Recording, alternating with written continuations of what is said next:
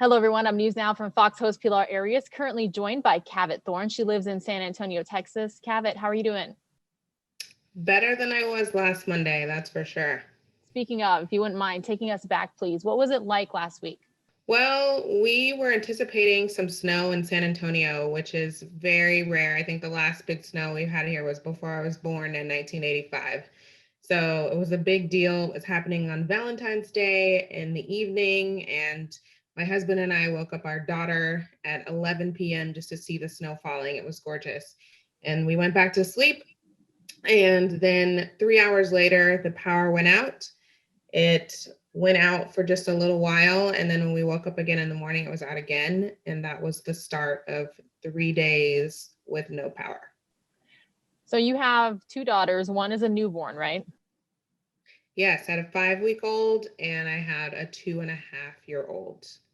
So what was it like when you realized that you were experiencing a blackout?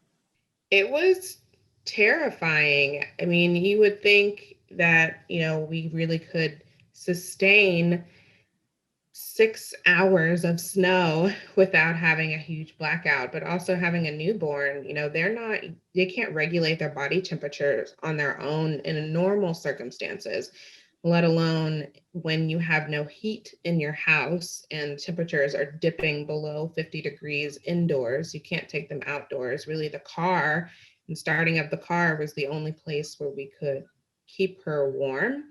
And it was terrifying as a new mom. And, you can't do the things that you normally do. You can't pump, you can't, eat the way you're supposed to. You can't do any of those basics. And we just didn't know when it was going to end. And it just seemed like really a living nightmare for a new mom. So you talked about what you did for heat, but what did you do for food? What did you guys end up doing? Yeah, we were fortunate to have some food that we picked up on Valentine's Day, the day the snow fell, but we also fortunately have a gas stove, so we were able to turn it on to cook some food. But honestly, with 3 days with no electricity, the food in your fridge goes bad. So we put snow, or literally snow, in the freezer. We took some food and put it on the back porch, like milk in the snow, to try to keep it cold so that my daughter could drink it. It was really kind of a survival of the fittest kind of thing, just doing what we could to make what we had last, because we also knew that once the grocery stores opened, it was going to be a nightmare, kind of like what happened when COVID started. And we knew it was going to be bad. So we just had to conserve what we could and eat what we could in our refrigerator. Did you lose gas or water at all?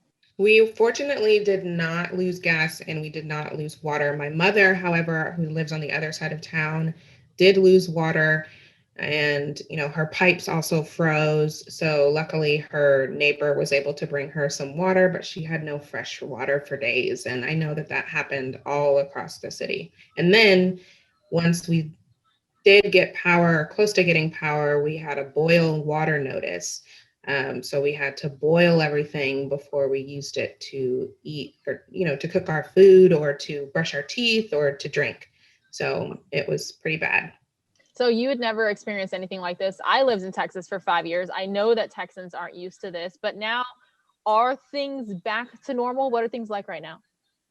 Things are not back to normal, I would say. Some schools are still out of session today and time for recovery.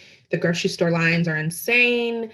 I went to the grocery store this morning, even before this interview, and the grocery store workers are doing a great job, but there's still so many things that are out of stock. People are stockpiling toilet paper and water and eggs because they had to throw out all of the things that were in their refrigerator. So people are starting from scratch.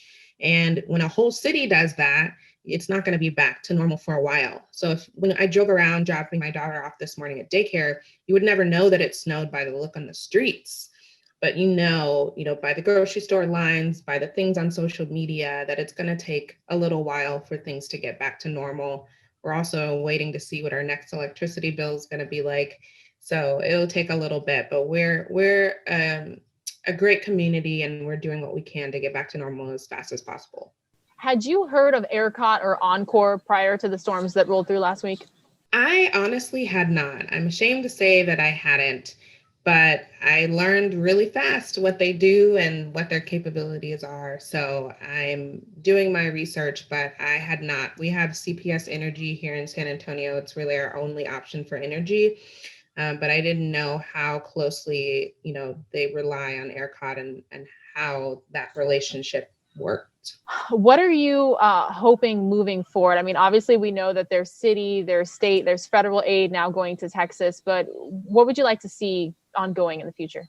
I would like to see the city and the state really to be prepared for things like this. It wasn't a blizzard. It was 6 hours maybe of snow that completely shut the state down. So I know that there's going to be a lot of lessons learned, not only from a government perspective, but also from a constituent and community member perspective on what we need to do to be prepared.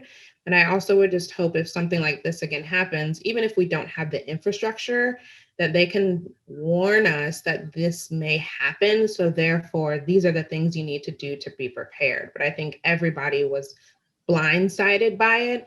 And we were just fortunate enough to get groceries that day and have gas.